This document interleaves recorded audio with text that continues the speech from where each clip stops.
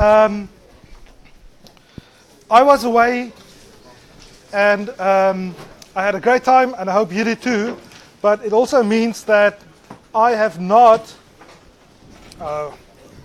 Just give me a sec.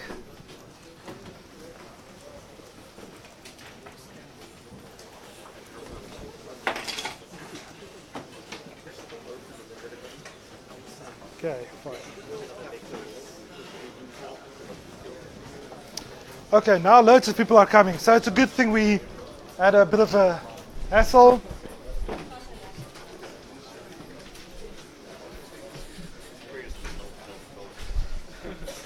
That's fine. What are you doing? Oh, close it, close it. What? It won't close. Okay. Put it to the left.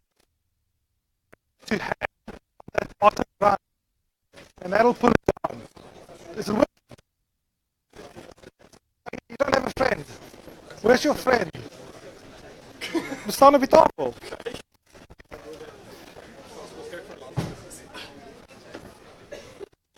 As jy dit gaan af.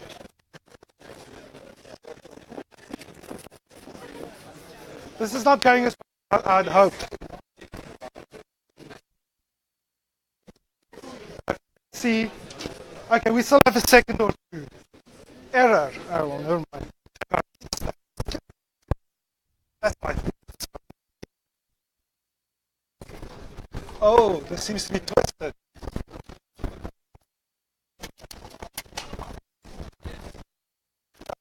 Okay. The window.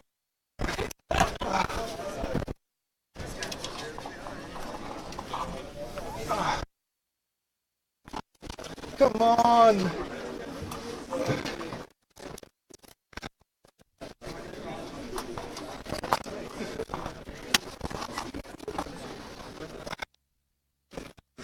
Okay, fine. Oh, to the maintenance, come and fix it later. Okay, fine. That was very exciting for me, at least. But oh, almost. Yeah, every time, but I survive. Continue. Come on, exactly. What doesn't kill you makes you stronger. Come on. Okay, what I want to show you is our homepage. Actually, all I want to show you is that I haven't updated the schedule. So today we won't be doing anything new. I know that you've tried to read, but it says nonsense on the web.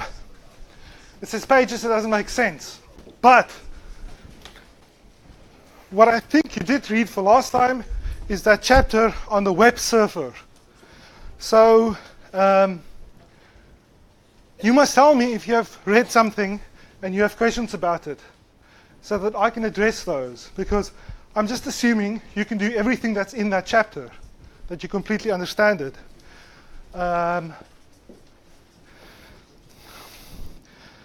On the other hand, sometimes even a good education cannot make you understand things like the internet. Okay, fine.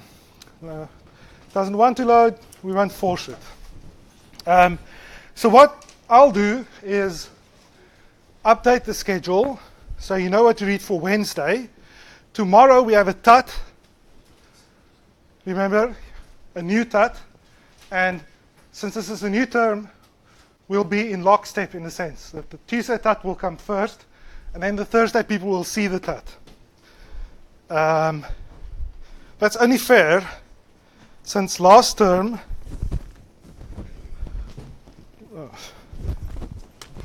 it was the other way around.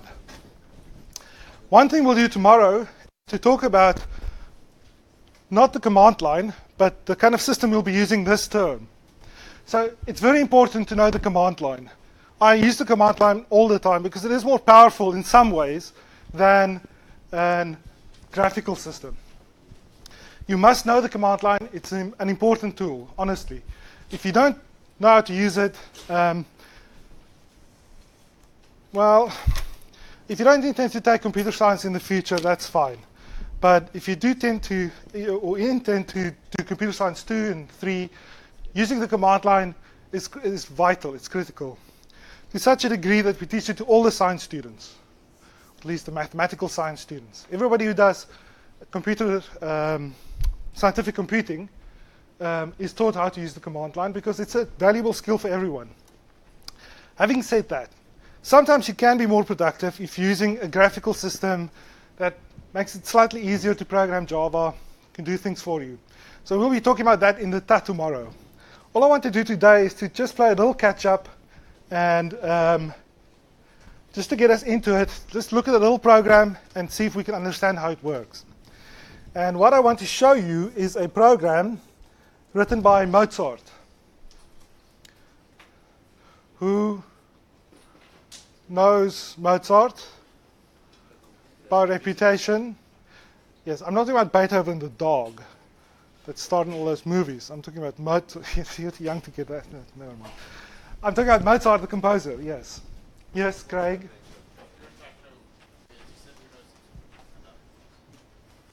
Yes, I did say that.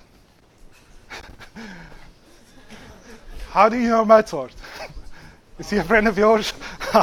Okay, that's another joke. Never mind that. Okay, fine. So, Mozart wrote a small program. Actually, it's not a program yet, because he didn't have a computer or a programming language, but he did invent an algorithm. And he invented this algorithm for composing music. So let's just see if I can find my cursor. Open. What did I call it? Oh, it's on my disk. I don't think I copied it into this directory. Let me just fetch it. Oh, I can't because it's, oh no, the mic is plugged in. Okay, damn it, internet. Ah, thank you, internet. I love you. Okay, let's see if we can find Wikipedia. Musikalische.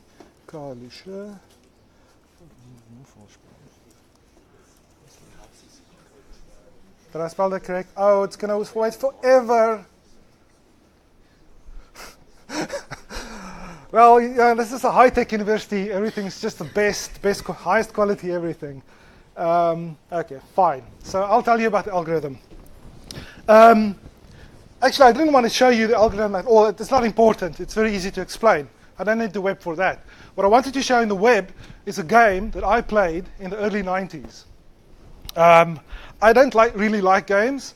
I mean, I'm sure we've all played games, but I'm not kind of up to date with the latest. My favorite game is still Moonlander. No, I don't like Minesweeper. I like Minesweeper intellectually, but our relationship is not physical in the sense that I don't play it physically. But intellectually, it's a beautiful game. Nice project.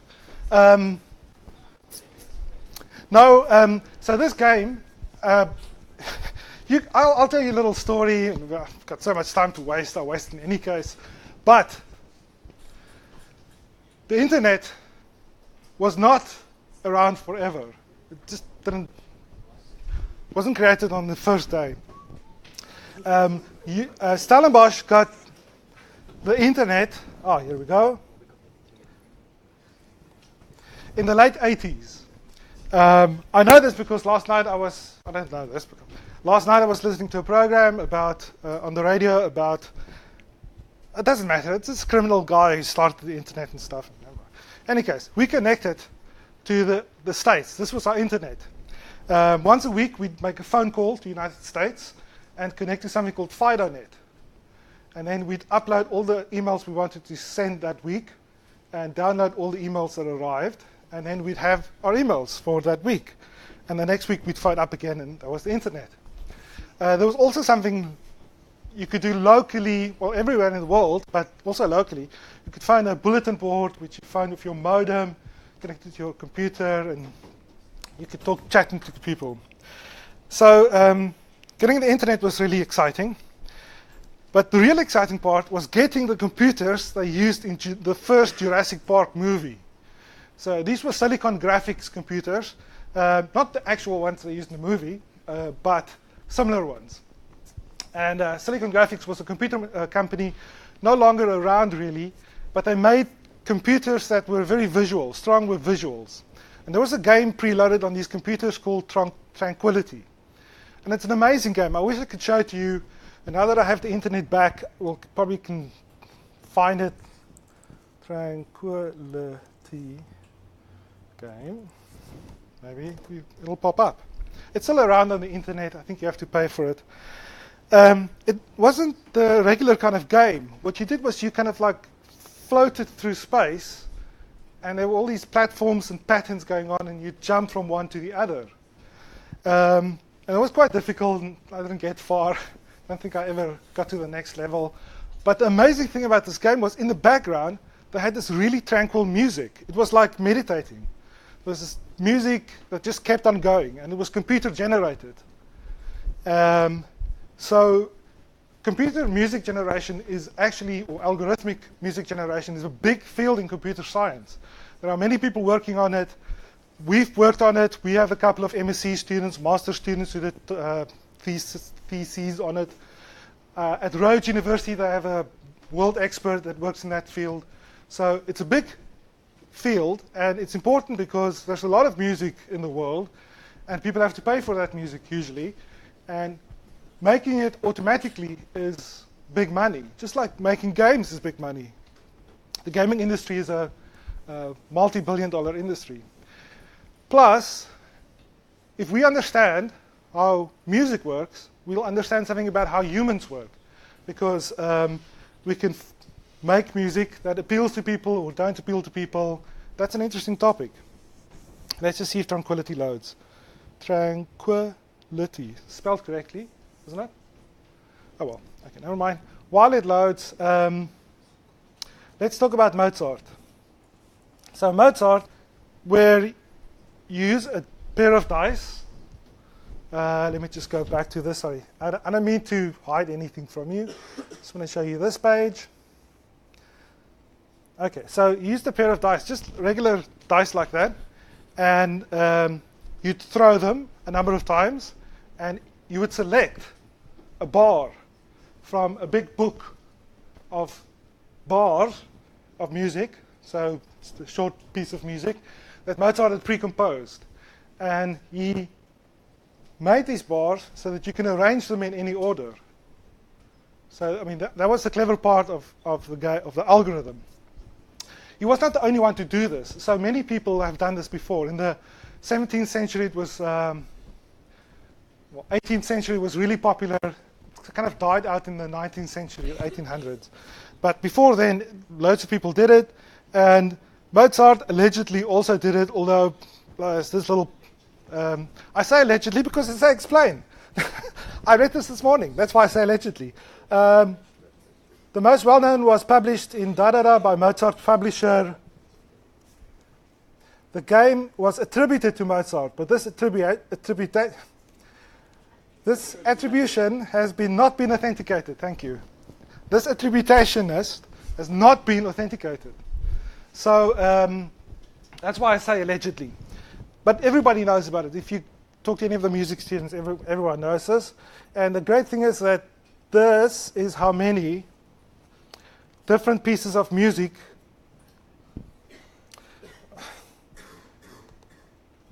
we can compose. So you never hear the same piece twice. If we write this little program today, and we get it to work, we'll be hearing a piece of Mozart that has never been heard before. It's the same reason why you can never ever shuffle a deck of cards into exactly the same order. If you shuffle it well, then you'll create something that's never existed before, although that's not true either. Never mind that. Okay, fine. Tranquility loaded, just to get you a flavor of the real thing. This is Tranquility. Now, I had a little trouble getting this thing to play, so let's just see if it wants to play now. If not, I'll... The speed is just amazing. It's a super fast internet. The information super highway. Okay, well, towards the end of the lecture, that will start playing, and we'll all be happy. Okay, so here is Mozart's game. The idea, and this is all stuff we can do, which is great. In fact, it was a kind of class project for some American university somewhere, don't know when. Okay, fine. So, we're going to use a two-dimensional array. Good. Random number generation. We've done that. Tick, tick. Generating an interesting setting. So, it's actually in the Kevin and Sedgwick and Wayne textbook. Speaking of which, they're supposed to be in the shops. I still haven't checked, but they are. Okay, fine. Now you're supposed to get them out of the shops, okay, by buying them, because unless you steal an illegal copy of the internet, we've run out of the first chapter. We've already passed the end of the first chapter. So if you want to do reading or anything else, you won't find it in the first chapter. Okay, fine. So he created this dice game. He's got these bars. This is an array that Mozart made. Each of these numbers represents a bar of music. So I don't know how many there are, 155, 164, some number of bars that he composed beforehand. And how does it work? I honestly can't remember. Now, we've got this array. We're going to pick numbers from the array, and each number is a bar of Mozart we have to play. There's firstly a minuet, which is just a little dance. It consists of 16 measures. So a measure is what I call a bar. I guess measure is the real correct term. So we need to pick 16 random numbers. Okay, that's fine. Oh, and we already see there are 16 columns. So we're probably going to pick, well, don't know. Then Badabar to determine which one. Roll 2 dice and use the following table. The dice roll tells you what to play for a measure, a column number. Okay, fine. So I'm going to roll the dice, 2 dice. I'm going to either get 2 1s, which will be a 2, or up to 2 6s, which will be a 12. And let's say I throw a 5, then I play bar 40. And then for the second measure, I play 84, let's say, and then 141. Okay, that's fine. For example, if you roll, fine, I just did that. And then there's also a trio, which is just another kind of dance. Again, 16 measures. Okay, they've got different numbers. Roll 1 die and use the following table. So 1 to 6, and again, it's exactly the same story. And then he just says how many different ways we can, how many different melodies we can play, or minuets and trios, and there's some kind of stuff. I'll put all this stuff on the webpage, but I really want us to try to write this ourselves in class.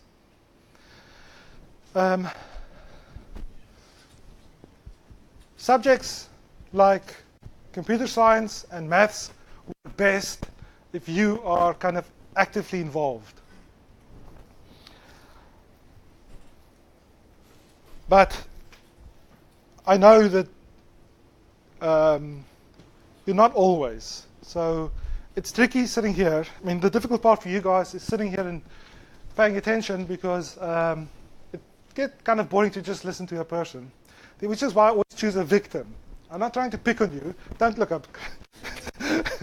I'm not trying to pick on you. It's just that I like to interact with a student who represents everybody. A plain, average, simple-minded, failing, struggling student. Okay. But ideally, I'd like to interact with all of you, but it's just not possible. And I don't want to just repeat what's on the slides or in the textbook, so I think it's a good idea to write programs in class. So let's see if we can write this little program. What do we have to do? Well, I don't want to tell you everything, so let's find a victim. I can't recall your names. I was way too long and too relaxed. Now, there should be a Keegan in here. No. Is it a T? Yeah. A Kevin in the color. No, Callum. Ha! Oh, excellent. Oh, I'm not going to use you. Okay. Who sits behind, next to you, Callum? Kevin. I thought that was Kevin. Kevin, who sits behind you? I know, but you're supposed to say. Tommy? Tumi. Okay. Who sits behind you? Josie. What? Philip. And lastly, Carl. Nicole. Oh, sorry, I'm sorry. Nicole, let's go. Help me, please. Where do we start? What? I know it's difficult when you start off, but let's read the problem again. Okay, Nicole? Or are you writing a letter? Is it a love letter? Sorry? You're going through work. That's excellent. You cannot revise enough at university. Okay, Nicole, let's go. So what do you think we have to do? You didn't listen. You didn't hear anything I said. I mean, you probably didn't listen, but you didn't hear. Okay, let's just. I'm just going to restart YouTube quickly, and then we can go. So we want to have a minuet that has to play 16 measures. Do you know music, Nicole? Excellent. You know what a measure is. We have to play 16 measures, and each measure is something that Mozart wrote, but in this case, it's just represented by a number in this table. So we basically have to pick 16 of these numbers, the first one from the first column, then the second column, third column, fourth column, and so on. You understand? Okay, excellent. I can see that you're on the ball. Here we go. Let's just call it W because it's shortest to type. What do I type, Nicole? What do you type? What would you type? Public class, okay. Are you from the Transvaal, Nicole? Oh, I'm sorry, I couldn't quite understand. Who's not? Damn, so few foreigners. Marco, you're the only foreigner. Where's the other guy? Justin, or what's his name? Keegan. Do you know that? Do you know Afrikaans now? Excellent. Okay. Do you know there are different accents? Oh, wonderful. So you know this. Okay, right. So Afrikaans actually has 3 dialects, but no Afrikaans people can actually distinguish them because they are indistinct. And it doesn't correspond to this pronunciation difference between the Gautengans and the Cape. But in the north they say ak instead of ek, I, and they say or instead of a. So they would say things like ek verstaan nie. And I think I just thought Nicole said your instead of ya, which is an indication that she's not from here. But apparently she is. Who knows? Next, Nicole. I don't know. You cannot possibly not know this part because, I mean, you've done this a million times. Let's just aim for hello world first. Hello world. Okay. Go, Nicole. I type, you speak. You have to speak loudly because I need to pick you up on this mic. Okay. Everybody needs to hear you, even the people at the back, including that one person right at the back. Is that person okay? Okay. They're not having an attack or anything, are they? Oh, they're on the phone call. Shh. Okay. Nicole, go. Public, static, void, main. Okay, right.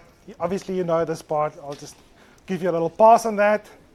Okay. Now usually you want to write system.out, the print line, hello world. Okay, I almost always start that way. Okay, but that's not what you want to do. What we really want to do is select the 16 measures for the minuet. But, I mean, Nicole is lost because she doesn't know what to write next. But the trick is you don't have to know it all. You can just fake your way through all kinds of programs. I mean, all you have to do is say, play minuet. And then even play trio.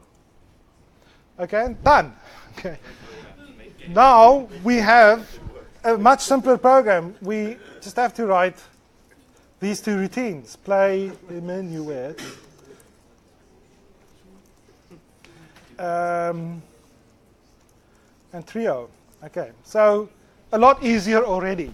Okay, how do I play the minuet, Nicole? I mean, how does the Mozart algorithm work? You paid so little attention, your knowledge is negative. I feel you sucking out what I know about this. This is terrible. Okay. So we have to write 16 measures. We have to select 16 measures from this table. Okay? 1, 2, 3. So I'm going to repeat something 16 times. And that's all I'm going to do. I'm just going to say 4, I is 1, up until it's 16, and play menu at measure, measure I. Okay. Let's do it now because then I'd have to do it later. For reasons of computer stuff, secret computer stuff, we prefer to start counting at 0. So I'm just going to take away that equal sign and make that a 0. Even though Mozart probably started at 1, I'll just start at 0. Okay, fine. Tranquility. Oh, it's playing. Now, this thing doesn't play very well. So I'm going to have to put my little microphone down here. Oh, no, it is playing. Yeah, people in the back can't hear it all. Okay. So it's going to be a little louder. In the early 90s, this was sophisticated graphics. Okay.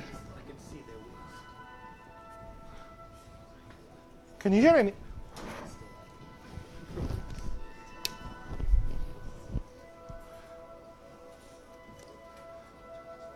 Okay, so all that text is nonsense because there are instructions. You can't even see them because Francia wouldn't close the blind. But those little floating things are platforms that you have to jump from one to the one, and this music will just keep on playing. For now, I'm going to pause it and just go back to Nicole. Okay. Poor Nicole, I know. Shall we give her a break? Nicole, who sits behind you? Lamarck. Oh, that's a great name. I love that name. There are famous people called Lamarck. Isn't there a basketball player called Lamarck or football player? Lamar Johnson or something like that? Seems to fit. Lamar. No, his name is Lamar. Oh, Lamar! That's the guy who played Data on Star Trek. Yes, Lamar. What's his name? Can't recall his surname. Never mind. Okay, fine. Data. Lamarck. With a K. With a K sound. Yes, okay. Lamarck. Okay. How do we play a measure? How does it work? Explain that to me. Okay. That's fine.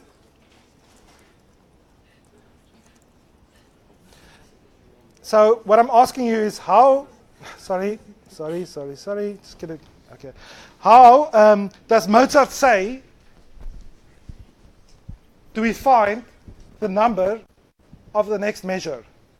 Remember, he composed all these different measures and put them in a book, and we have to pick one of them randomly to play. But how do we pick one? Sorry, say again? We do have a two-dimensional array. How do I use it? Did you not listen to me while I was speaking? I was talking about throwing the dice and working through the example. Did you not know? Okay. I'll have to give up the theater. Obviously, I can't make a big impression. Lamar, Nicole, you're slowing me down. You're like dead weight. I think we'll have to shoot you now. Okay, I'll just take over. I'm an innocent computer science student. I don't know what I'm doing. I just talk to myself all the time, and you have to do that as well. Speaking to yourself is an excellent way of being institutionalized and also writing programs. Sorry, now I'm getting hoarse. So, Mozart said, we pick the next bar, the next measure, by looking at the column. So we have at the first measure, we look at this column, number 1, and we have to pick one of those 11 numbers. And to pick them, we throw 2 pair of dice. And that'll give us a number from 2 to 12.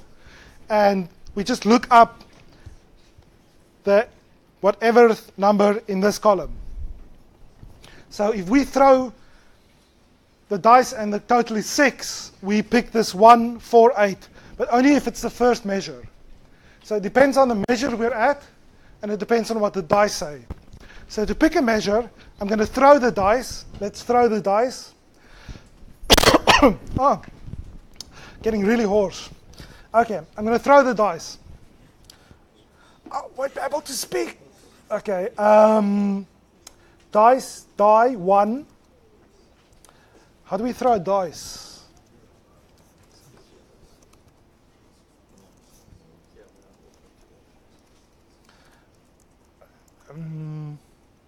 Okay, throw another die. So I've got my 2 die. I have to add them, and then I simply look up the row, which is how I prefer to organize my my arrays in Java, by row and then column. The row is the die sum.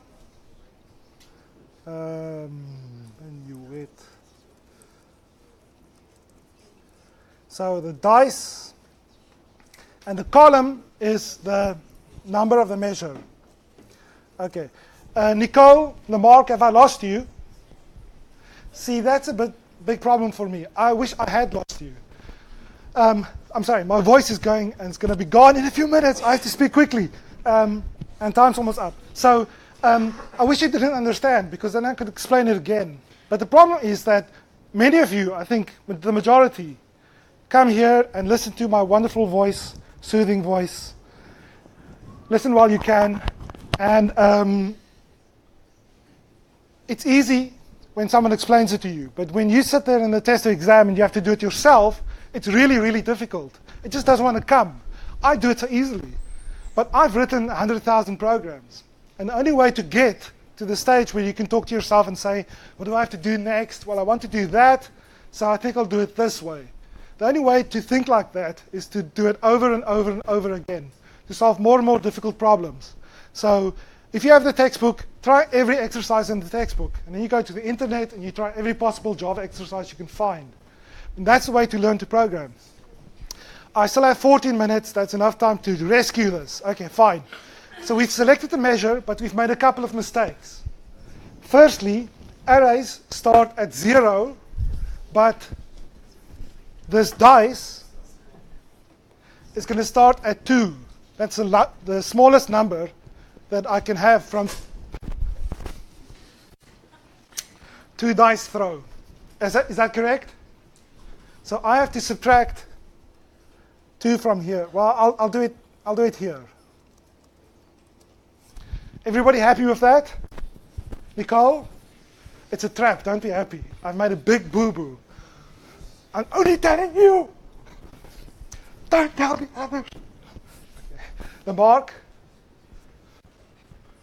There's a little trap here. My dice are not as innocent as they look. They are not regular dice. When I threw this die 1, it didn't give me a number from 1 to 6. It gave me from 0 to 5. Ooh, spooky. And the same for dice 2. Because that formula doesn't give me, starting at 1, going to 6. It goes from 0 to 5. So I already have subtracted the -1 once here and once here. Do you follow, Nicole? A little more convincing. I don't mind if you lie to me, but just do it convincingly. Lamarck? Oh, okay, that's fine. That's excellent.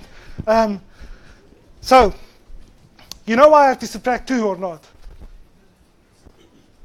No? Okay, let's just quickly revise. I want to use this dice here to give me the row number. And I'm going to store this as a Java array in a second. But Java arrays don't start at index 2. They start at index 0. So even though this says 2, this whole row is actually row 0.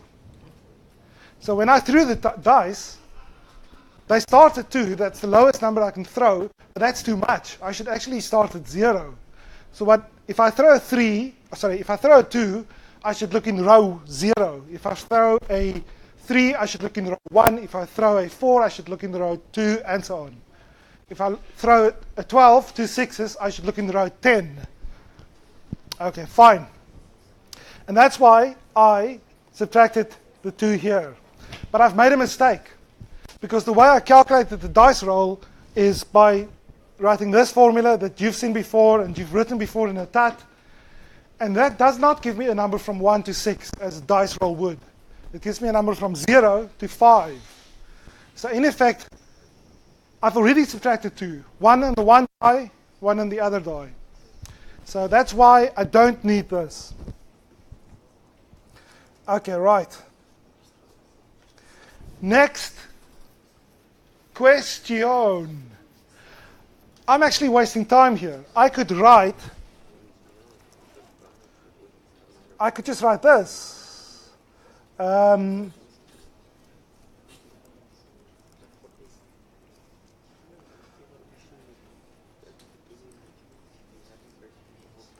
Okay, everybody happy with this? I'm just saving a little. What? No, Craig, what's wrong? No. Why? We all take stats. We all know that that's wrong. Stats? Yes. I've never heard of it. See this What is this? Oh, that's what the doctor said. Give me a scalpel stat. What? Yes, separate. That can hit 1, which is... Oh, I'll fix it. I'm sorry, if that's what bothers, I'll fix. But I don't mind if it hits 1, because it'll start at 0 and go to 10. But here, it gets a 2 on the dice. Yes. One way to get that. There's 2 possible ways for me to get a number like 6. More than 1. Aha, okay. So the distribution of the number 6, let's say, wow, that's very well done. The distribution of the number 6 is different doing it the first way, the other way.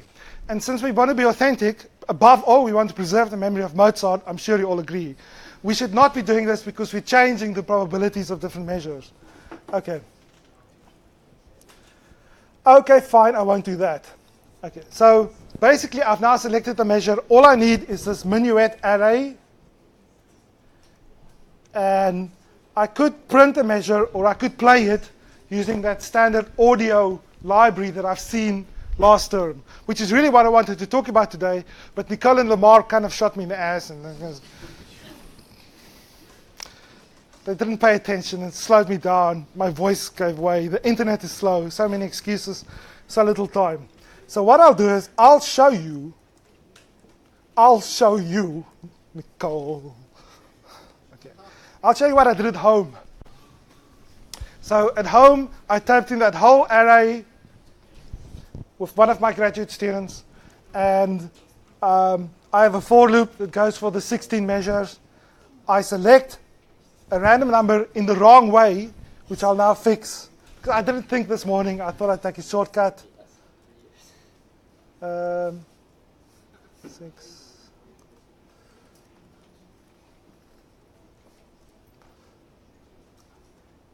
There we go. I know it doesn't mean much to you, but it means a lot to me. Okay, fine. Then I select the bar I want to play. I actually print it out on the screen. Oh?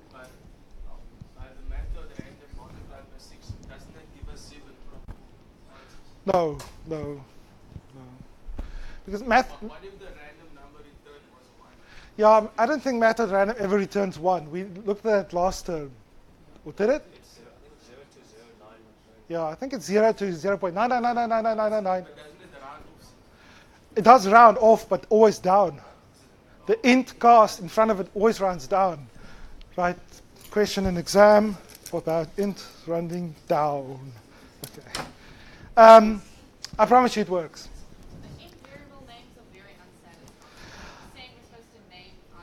Yes, absolutely. If you want other people to understand what you're doing, you must name nicely.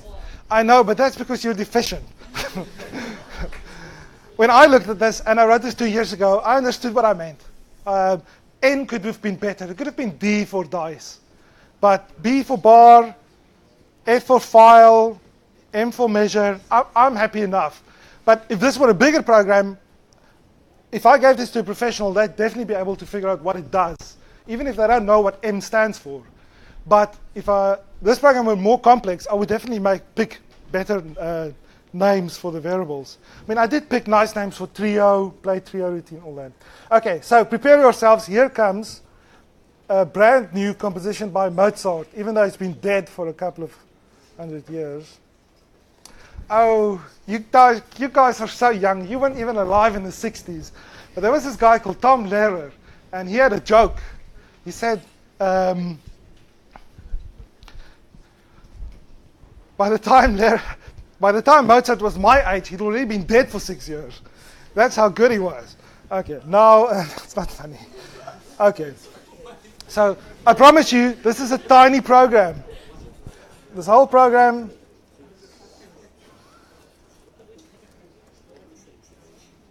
is 51 lines, so it's not even very complicated.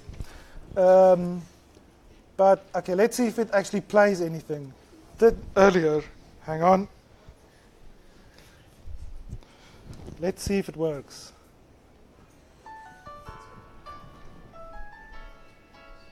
Does it? Oh, it does. Where's the speaker? How dare you?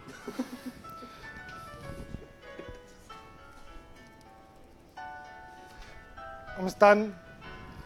Measure 10. Sounds kind of authentic-ish.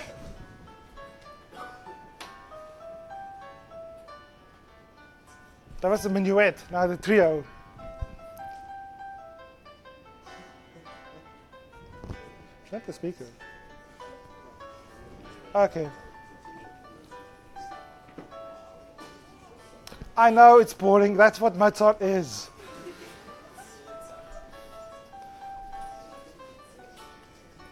Classical music is just this kind of stuff. Okay, I'm bored. Okay, so classical music is wonderful. I encourage you to take an instrument. In fact, many famous computer scientists are very musical. It'll enrich your life. I played many instruments when I was at school. The tambourine. No, I wasn't allowed near the triangle. No, I played many instruments, and it's fun. I mean, the best fun is not playing the instrument, but playing in a band with other people. It's so much fun playing in a big orchestra. Honestly, you won't believe me. Okay, let's just listen to more tranquility. Let's just see if it's loaded, because it actually has a little more. Okay, but I want to get to the part where, here we go. It's going to start in a second. And you can't hear, so I'll just put that down there. Don't go away. Don't pack. Nicole? There we go. So this is gameplay. I know you can't see very well, but this is gameplay. And you're supposed to jump through that lotus.